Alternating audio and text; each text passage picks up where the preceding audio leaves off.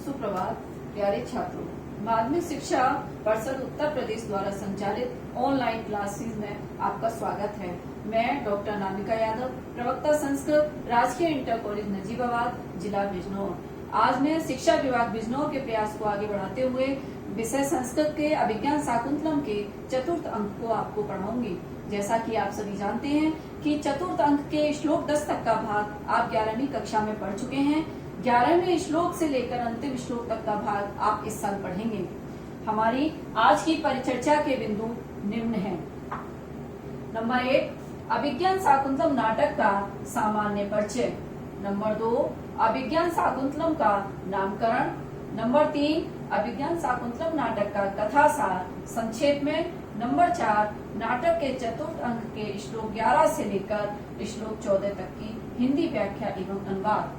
अब हम अपने अध्ययन को आगे बढ़ाते हैं और बिंदु संख्या 1 पर ले जाते हैं अभिज्ञान शाकुंतलम का सामान्य परिचय। अस्पृष्ट दोषा नलिनीव दृष्टा थारावलीव ग्रथिता गुणो भई प्रियांकपाली विमर्द हृदया न कालिदासात परस्य वाणी। प्यारे बच्चों, यह नाटक कालिदास का सबसे प्रसिद्ध नाटक है। भारतीय आलोचकों ने इसे नाटक साहित्य में सबसे श्रेष्ठ बताया है और कहा है नाटके काव्येषु नाटकम रम्यम तत्र रम्या शकुंतला, यानी कि काव्यों में नाटक सुंदर है और नाटक में अभिज्ञान शाकुंतलम सुंदर है। पश्चिमी विद्वानों ने अपनी दृष्टि में इसे अति उत्तम नाटक माना है। अभिज्ञान शाकुंतलम नाटक की नाट्य कला पर मुग्ध होकर एक जर्मन आलोचक ने ठीक ही कहा है कि अंग्रेजी नाटककार शेक्सपियर के सारे नाटकों को एक तरफ रख दिया जाए और महाकवि कालिदास के अभिज्ञान शाकुंतलम को दूसरी तरफ, तो अभिज्ञान शाकुंतलम नाटक की बराबरी शेक्सपियर के सभी नाटक नहीं कर सकते हैं। विश्वविख्यात जर्मन कवि गेटे ने तो यहाँ तक कह दिया कि यदि स्वर्ग और पृथ्वी की बातें आप एक जगह देखना चाहते हो तो अभिज्ञान शाकुंतलम नाटक का अध्ययन करो। अब हम परिचर्चा के दूसरे बिंदु पर आते हैं, अभिज्ञान शाकुंतलम नाटक का नामकरण। हस्तिनापुर के राजा दुष्यंत कण्व ऋषि के आश्रम में आते हैं। कण्व ऋषि का आश्रम जो कोरदौर नगर के समीप में स्थित है, वहां पर आखेट के लिए आते हैं और वो कुलपति जो कण्व ऋषि हैं, उनकी पोषक पुत्री शकुंतला के साथ उनका प्रेम होता है और उसके पश्चात दोनों गांधर्व विधि से विवाह कर लेते हैं। गांधर्व विधि से विवाह करने के उपरांत राजा दुष्यंत अपने राज्य को वापस लौट जाते हैं और लौटते समय वो शकुंतला को अपने अक्षरों की अंकित एक अंगूठी देकर कहते हैं कि हे प्रिय, प्रतिदिन एक एक अक्षर गिनना, जिस दिन अंतिम अक्षर आएगा उसी दिन मेरा कोई विश्वास पात्र जो है तुम्हें लेने आएगा। यही अंगूठी जो है इस अभिज्ञान शाकुंतलम नाटक के नामकरण का कारण बनी। इसकी अभिज्ञान और शाकुंतलम शब्द के जो हैं दो अर्थ हम करते हैं, उसको तोड़ते हैं, दो अर्थ निकालते हैं। अभिज्ञायते अनेन इति अभिज्ञानम, है ना। जैसे इसमें अभि उपसर्ग है, ज्ञा धातु है और युक्त प्रत्यय है, इन तीनों से मिलकर हमारा शब्द बना अभिज्ञानम। अर्थात जिसके द्वारा शकुंतला को दुष्यंत द्वारा पहचाना जाता है वह चिन्ह, अर्थात वह चिन्ह क्या थी? अंगूठी, जो कि राजा दुष्यंत देकर गए थे। यहाँ पर अभिज्ञान से भाव है कि दुष्यंत के द्वारा पहचान के लिए शकुंतला को दी गई अंगूठी। अब हम शाकुंतलम शब्द पे आते हैं, जो किताब का नाम है अभिज्ञान शाकुंतलम। अब हम शाकुंतलम की व्युत्पत्ति करते हैं। शकुंतलाम अधिकृत्य कृतम नाटकम शाकुंतलम। शकुंतला प्लस अड़, शकुंतला में अड़ प्रत्यय लगा और अड़ प्रत्यय लग करके शब्द बना हमारा शाकुंतलम। अधिकृत्य कृत्य ग्रंथे सूत्र से अड़ प्रत्यय होकर के शकुंतला विषयक नाटक। अब हम अभिज्ञान शाकुंतलम दोनों शब्दों की दो व्युत्पत्ति करते हैं। पहली व्युत्पत्ति है अभिज्ञान प्रधानम शाकुंतलम इति अभिज्ञान शाकुंतलम, अर्थात शकुंतला प्रधान नाटक जिसमें अभिज्ञान यानी कि अंगूठी जो है मुख्य रूप से वर्णित है। दूसरी व्युत्पत्ति है अभिज्ञान सहितम शाकुंतलमिति अभिज्ञान शाकुंतलम, अर्थात अभिज्ञान के वर्णन से युक्त शकुंतला विषयक नाटक। कहने का आशय ये है कि इस पूरे नाटक में अंगूठी जो है वही पहचान का चिन्ह थी जो राजा दुष्यंत देकर गए थे, और उसी कारण से इस नाटक का नाम जो है अभिज्ञान शाकुंतलम पड़ा, क्योंकि इसी अंगूठी के द्वारा राजा दुष्यंत के द्वारा शकुंतला को बाद में पहचाना जाता है। अब हम परिचर्चा के तीसरे बिंदु पर आते हैं, जो है कथासार। इस किताब में अभिज्ञान शाकुंतलम नाटक में 7 अंक हैं। पहले अंक में हस्तिनापुर का राजा दुष्यंत आखेट करने के लिए वन में जाते हैं और संयोगवश वो महर्षि कर्ण के आश्रम में शकुंतला से मिलते हैं, और वहां पर उनकी जन्म कथा सुनकर के उनके हृदय में शकुंतला के प्रति प्रेम उत्पन्न होता है। दूसरे अंक की कहानी है ऋषियों की प्रार्थना पर आश्रम की रक्षा करने के लिए राजा दुष्यंत जो है वहीं पर ठहर जाते हैं। तृतीय अंक में राजा और शकुंतलन का प्रेमालाप का वर्णन है, उनके प्रेम का वर्णन किया गया है। चतुर्थ अंक में कर्ण तीर्थ यात्रा से लौटकर आश्रम में आते हैं और आपूर्ण सत्वा शकुंतला को गौतमी सारद और सारंगम नामक 2 शिष्यों के साथ हस्तिनापुर भेजते हैं। शकुंतला का आश्रम से जाने का दृश्य बड़ा ही कर्णोत्पादक है। पंचम अंक में शकुंतला हस्तिनापुर पहुंचती हैं, परंतु दुर्वासा के अभिशाप के कारण राजा उसे पहचान नहीं पाता है, और इस प्रत्याख्यान के बाद ऋषियों के चले जाने पर शकुंतला को कोई दिव्य ज्योति आकाश में उठा ले जाती है और मारीच के आश्रम से वह अपनी माता मेनका के साथ निवास करती हैं। छठे अंक में राजा की नामांकित अंगूठी मछुए के पास से राजा को मिलती है, जिसे देखते ही दुष्यंत को शकुंतला की स्मृति हो जाती है और वह अपनी प्रियतमा के प्रत्याख्यान से अत्यंत व्याकुल हो जाते हैं। सप्तम अंक में इंद्र की सहायता करने के लिए वे स्वर्गलोक में जाते हैं, और सप्तम अंक में दुष्यंत विजय प्राप्त करके स्वर्ग से लौटते हैं। वहां मारीच के आश्रम में अपने पुत्र और अपनी प्रियतमा का साक्षात्कार करते हैं। इसी मिलन तथा मारीच के आशीर्वाद के साथ में यह नाटक समाप्त हो जाता है। समालोचकों ने चरिचित्रण, रस परिपाक, भाषा सौष्ठव और उचित विधान के चातुर्य की दृष्टि से अभिज्ञान शाकुंतलम को संस्कृत नाटकों में सर्वश्रेष्ठ बताया है। कालिदासस्य सर्वस्वम अभिज्ञान शाकुंतलम। अब हम आते हैं अभिज्ञान शाकुंतलम के चतुर्थ अंक पर, जो कि हमारा परिचर्चा का चौथा बिंदु है।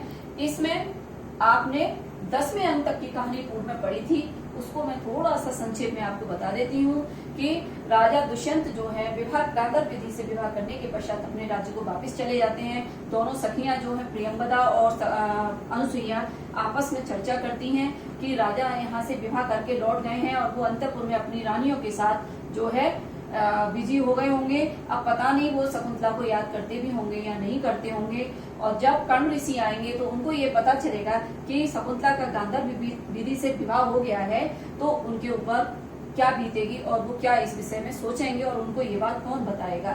जब कर्ण ऋषि आते हैं तो उनको सब कुछ पता चलता है, सारा वृतांत की जानकारी उन्हें मिलती है, तो वो शकुंतला को उसके पति के घर भेजने की तैयारी करते हैं। इसी समय जब विदा की व्यवस्था की जा रही है उनको भेजने की, उसी समय का वर्णन अब ये 11वें श्लोक में आ गया है।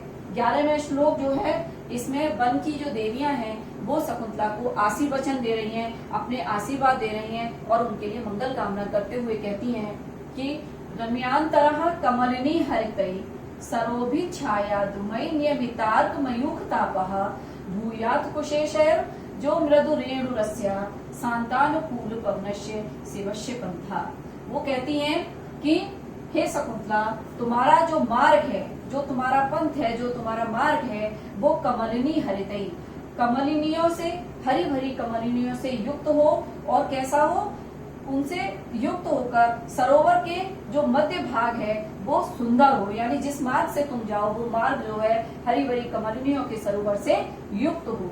छाया द्रुमयि नियमितार्क मयूख तापा, घनी घनी छाया वाले वृक्ष, घनी घनी छाया वाले वृक्ष हो जो कि अर्क कहते हैं सूर्य को, सूर्य के तीव्र ताप को रोकने वाले हों, उस पे नियमित करने वाले हों। यानी कहने का आशय है कि घने घने वृक्ष जो हैं वो सूर्य के ताप को कम करने वाले हों। भूयात् कुशेशैर जो मृदु रेणुरस्या, और कमल का पराग, कुशेशर कमल का पराग के समान कोमल धूली उस मार्ग पर हो, यानी कि वह मार्ग कैसा हो कि कमल के पराग से कोमल धूली वाला मार्ग हो, कोमल हो। शांतानुकूल पवनस्य शिवस्य पंथा, और जो है हवा कैसी चल रही हो, शांत और अनुकूल हवा चल रही हो और मंगलकारी हो, ऐसा तुम्हारा मार्ग हो। यानी वन देवियां उसको आशीर्वचन देते हुए कहती कि जिस मार्ग से तुम जाओ वो मार्ग कैसा होना चाहिए, हरी भरी कमलनियों से युक्त सुंदर सरोवरों वाला होना चाहिए, घने वृक्ष जो हैं सूर्य के तीव्र ताप को रोकने वाले हो, कमल का पराग से युक्त कोमल धूली से युक्त वाला मार्ग हो, हवा जो है अनुकूल और धीमी धीमी चल रही हो और कल्याणकारी हो, ऐसा तुम्हारा मार्ग हो। ऐसे आशीर्वचन जो हैं वन देवियां शकुंतला को देती हैं। आगे इस श्लोक में यहाँ पे रम्यांतर शब्द में बच्चों जो है रम्यम अनंतर ये जो है बहुव्रीहि समास है। शांतानुकूल पवनस्य में शांतानुचासो अनुकूल शांतानुकूल यहाँ पे द्वंद्व समास है। और इस श्लोक में तुल्योगिता, परिकर, काव्यलिंग और प्रत्यानुप्रास, सत्यानुप्रास अलंकार तथा बसंतिल का छंद है। ये आपको जब कोई भी श्लोक आप अर्थ करेंगे तो उसके विशेष में आपको देना पड़ेगा। आगे हम बढ़ाते हैं। अब गौतमी कहती है, जब वन देवियां अपना आशीर्वाद दे देती हैं तो गौतमी कहती हैं कि जाते पुत्री ज्ञाति जना स्निग्धा भी अनुज्ञात गमनासी तपोवन देवता भी। हे बेटी, बंधु जनों के समान, संबंधी जनों के समान, स्निग्धा कहते हैं प्रेम करने वाली, अनुज्ञात गमनासी जाने की अनुमति दे दी है, तपोवन देवता भी, तपोवन की देवताओं के द्वारा। हे पुत्री, तपोवन की देवताओं के द्वारा तुम्हें संबंधी जनों के समान प्रेम करने वाली तुम्हें जाने की अनुमति दे दी है। प्रणम भगवती, उनको प्रणाम करो, इन देवियों को नमस्कार करो या प्रणाम करो। फिर शकुंतला कहती हैं सब प्रणामम, प्रणाम करके परिक्रम में घूमकर, और जनांतिकम माने हाथों की ओट लेकर के, हला प्रियंवदे सखी प्रियंवदा, ननु आर्य पुत्र दर्शनोत्सुकाया अप्या आश्रम प्रदम परित्यजन्तया दुखेन मे चरणों पुरतः प्रवर्तते। शकुंतला जो है प्रणाम करती हैं, घूम करके हाथ की ओर लेकर के अपनी सखी प्रियंवदा से कहती हैं, हे सखी प्रियंवदा, ननु आर्य पुत्र दर्शनोत्सुकाया। यहाँ पे नन्व जो शब्द आया है, यहाँ पे जो है यड़ संधि है ना, ननु प्लस आर्य।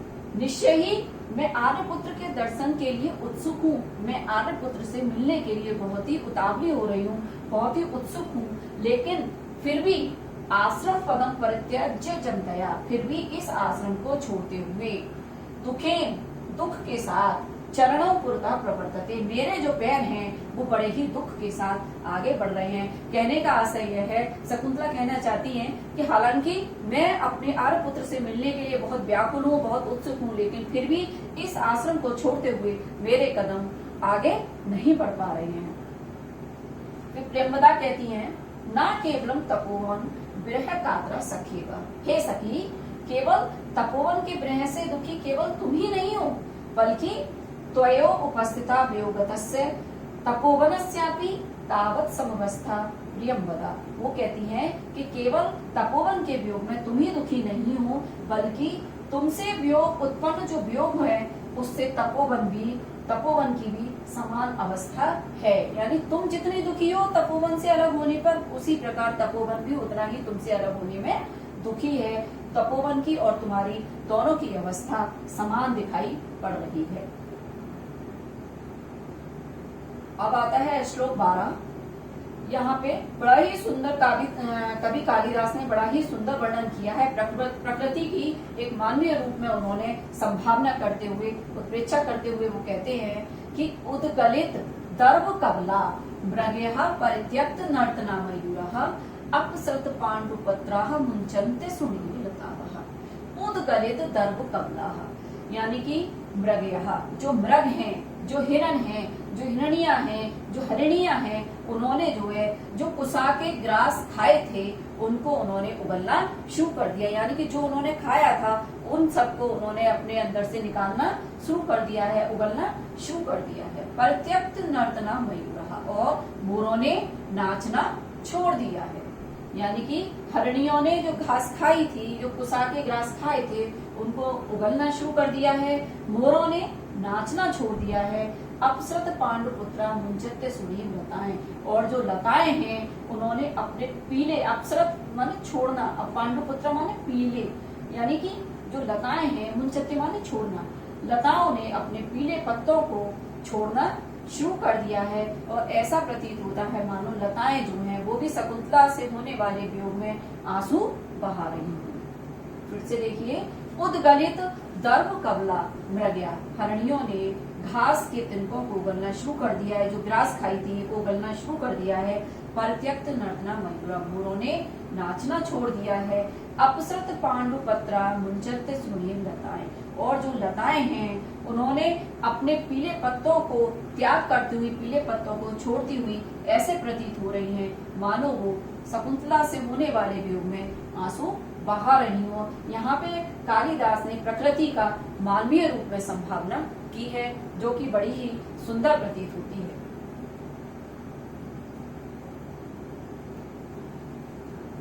अब शकुंतला कहती है, संस्मृत्वा, कुछ याद करके, तात, हे पिताजी, लता भगिनी वन ज्योत्सनाम तावद मंत्रयस्य, लता भगिनी यानी मैं अपनी लता बहन वन ज्योत्सना से तब तक मिलकर आती हूँ या उनसे भी विदा लेती हूँ। यानी कि अब वहाँ पे उनकी और तो कोई ज्यादा सखियां थी नहीं, पेड़ पौधे, आश्रम में पेड़ पौधे और पशु पक्षी वही उनके मित्र थे, वही उनके बहन भाई थे, पुत्र के समान थे।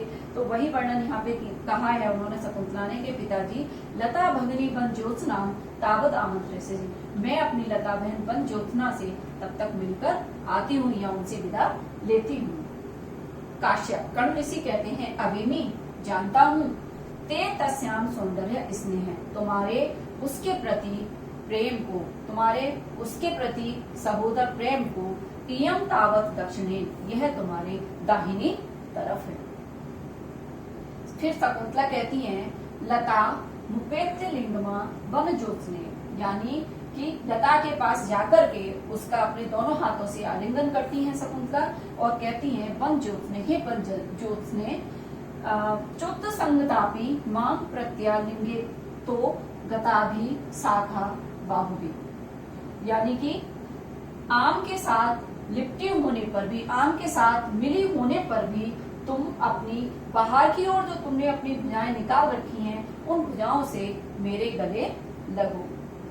आम के साथ मिली होने पर भी, है ना, आम के साथ, शाखा के लिए कह रही है, आम के साथ लिपटी होने पर भी जो तुमने अपनी शाखा बाहुबी, जो तुमने बाहु रूपी शाखा जो बाहर निकाल रखी है उन भुजाओं से मेरा आलिंगन करो, मेरे गले लगो या मुझे दोनों हाथों से आलिंगन करो। अद्य प्रकृति दूर परिवर्तनी भविष्यामि, आज निश्चय ही मैं तुमसे दूर चली जाऊंगी या आज मैं तुमसे निश्चय ही दूर हो जाऊंगी। अब कर्ण ऋषि कहते हैं कि संकल्पितम प्रथमेव मया तवार्थे भर्तार्थम आत्मसदृशम सुकृतई गतातोम चूतेन संसृतवती नवमालिकेह मस्यामहं त्वयि च संप्रति वेद चिंता।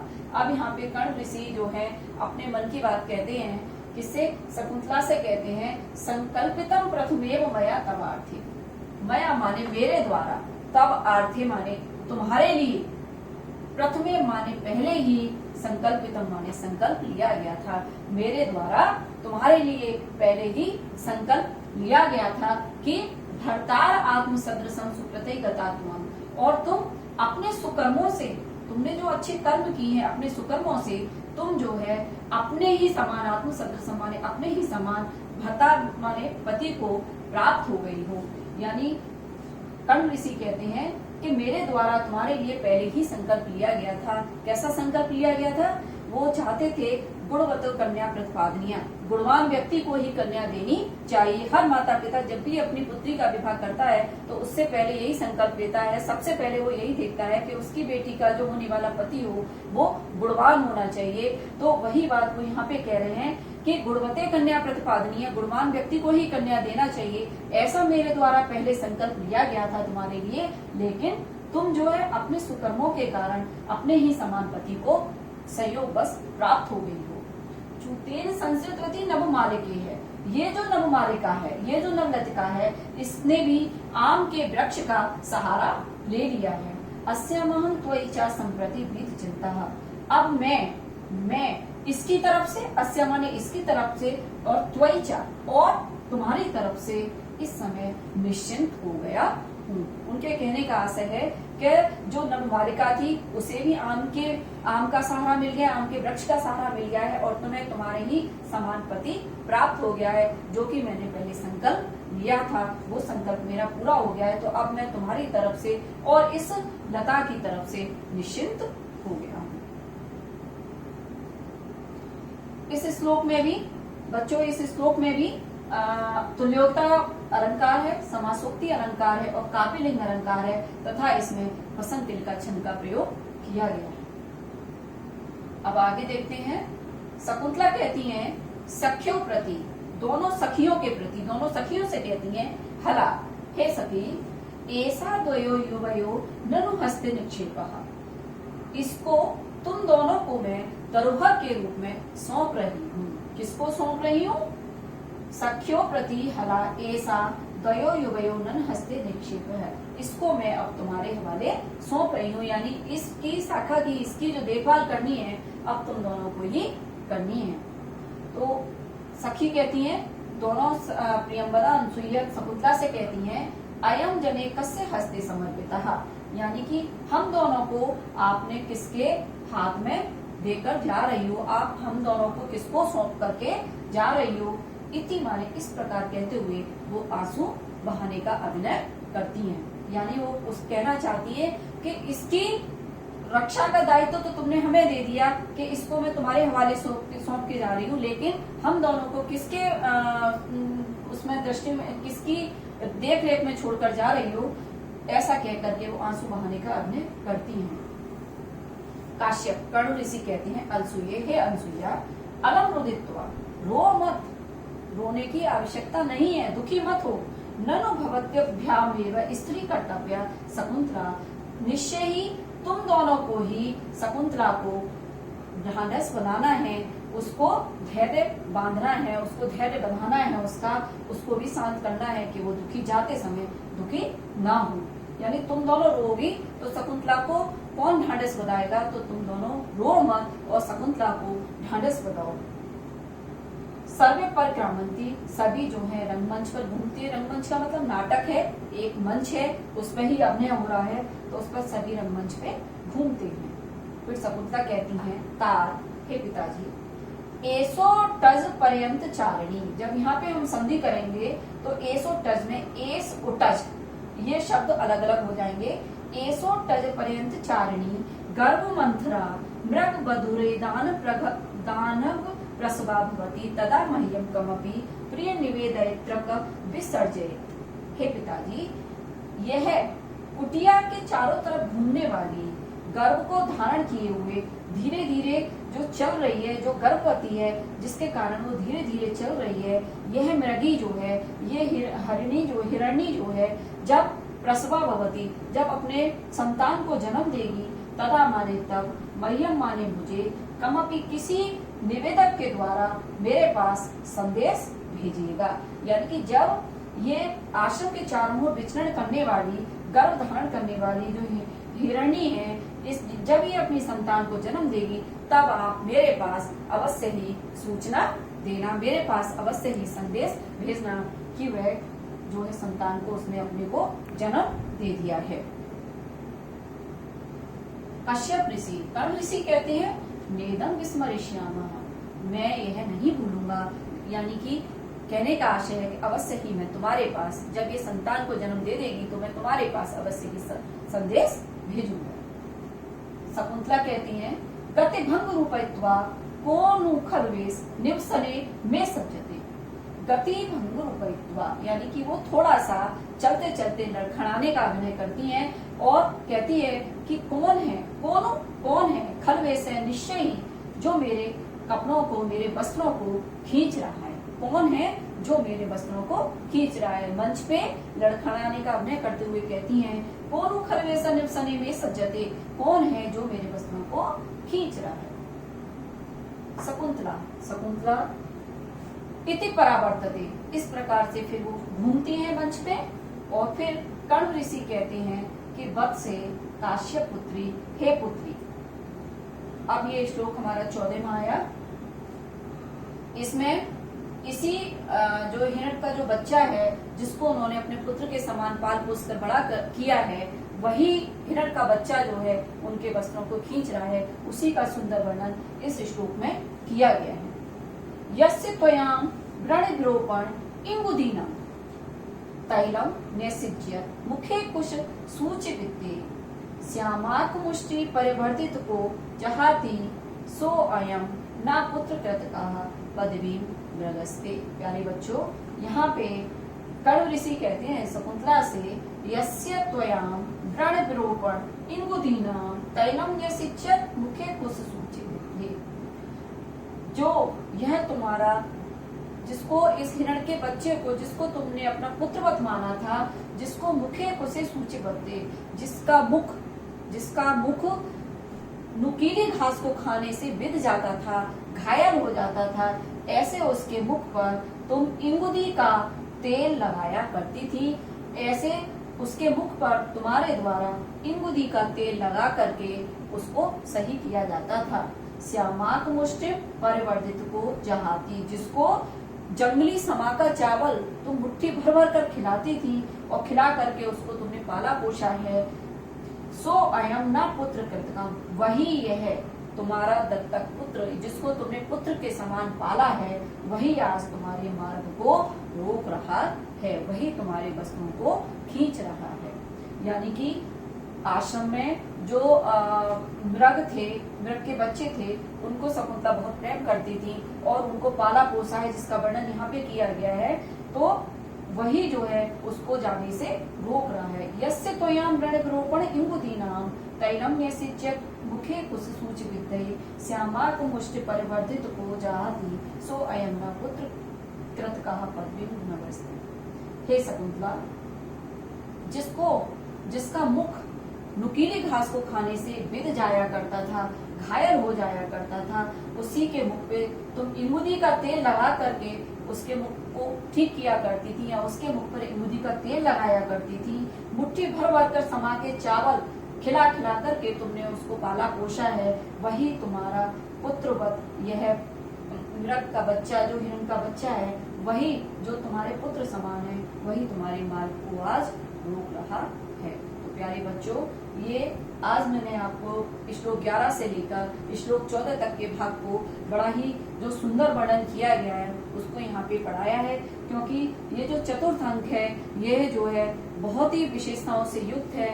इसी के लिए कहा भी है कि कालिदासस्य सर्वस्वम तत्रापि च चतुर्थो अंका सर्वस्वम अभिज्ञान शाकुंतलम। यानी कि ये जो अभिज्ञान शाकुंतलम का जो मेन जान है, शकुंतला अभिज्ञान शाकुंतलम नाटक का जो मुख्य अंश है वो ये चतुर्थ अंक ही है, जिसको आप पढ़ोगे आगे और लेके मैं उपस्थित होंगी, आगे के श्लोकों को लेकर के अगले चरण में फिर उपस्थित होंगी।